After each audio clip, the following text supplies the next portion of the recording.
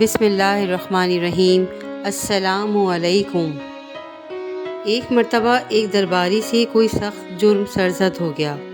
اس جرم کی پاداش میں بادشاہ نے حکم دیا کہ 24 گھنٹے کے اندر اندر اس کا ملک چھوڑ دے۔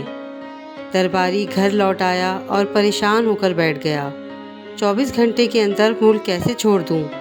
اس کی ایک لڑکی تھی اور وہ بے حد عقل مند تھی۔ کہنے لگی، ابو جان، آپ یوں پریشان کیوں بیٹھے ہیں؟ آج تک کبھی میں نے آپ کو ایسی حالت میں نہیں دیکھا۔ آخر ماجرا کیا ہے؟ شاید میں آپ کی کچھ مدد کر سکوں۔ اس نے اپنی بیٹی سے کہا، میری لخت جگر، آج تو جی بھر کے میرا دیدار کر لے اور آج جی بھر کر باتیں کر لے، کیونکہ اب میں تجھ سے جدا ہونے والا ہوں۔ آج کے بعد تو میری صورت کو ترسے گی۔ بیٹی تڑپ کر بولی، ابو جان، آپ ایسی باتیں مت کریں۔ آپ مجھے کیوں دور کر رہے ہیں اور آپ کیوں ایسی مایوس کن باتیں کر رہے ہیں؟ باپ بولا، بیٹی، بات کرتے ہوئے میرے دل پر چھریاں چل رہی ہیں۔ سن بیٹی، مجھ سے فلاں جرم سرزد ہو گیا ہے۔ بادشاہ طیش میں ہے۔ اس نے مجھے حکم دیا ہے کہ 24 گھنٹے کے اندر اندر اس کے ملک سے نکل جاؤں، اور اتنے کم وقت میں ملک چھوڑنا ناممکن ہے۔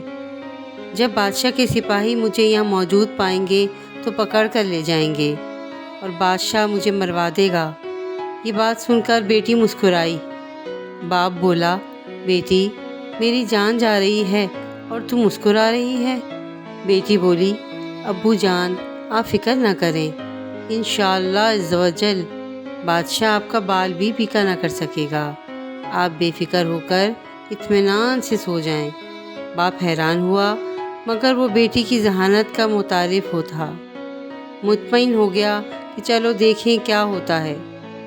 جب وقت گزرنے کے قریب آیا تو بیٹی بولی، ابو جان، آپ مسجد میں چلے جائیں اور نماز میں مشغول ہو جائیں۔ چنانچہ اس نے ایسے ہی کیا۔ وقت مقررہ پر بادشاہ کے سپاہی اس کی تلاش میں نکلے۔ پتہ چلا کہ وہ اپنے گھر کے قریب مسجد میں مصروف نماز ہے، اور بادشاہ نے حکم کر دیا تھا کہ اگر وہ سلطنت کی حدود میں مل جائے تو اس کو پکڑ کر قتل کر دیا جائے۔ سپاہی شش و پنج میں پڑ گئے کہ وہ نماز میں مصروف ہے، ہم اس کو کیسے پکڑیں؟ بادشاہ کے پاس حاضر ہو کر انہوں نے صورتحال پیش کی۔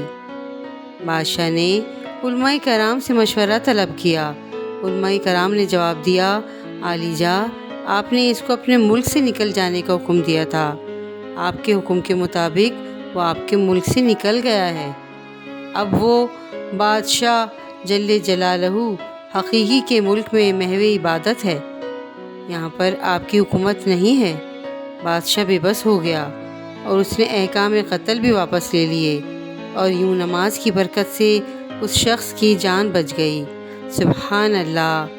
واقعہ پسند آئے تو ضرور میرے چینل کو لائک اینڈ سبسکرائب کیجیے گا۔ جزاک اللہ خیرا کثیرا۔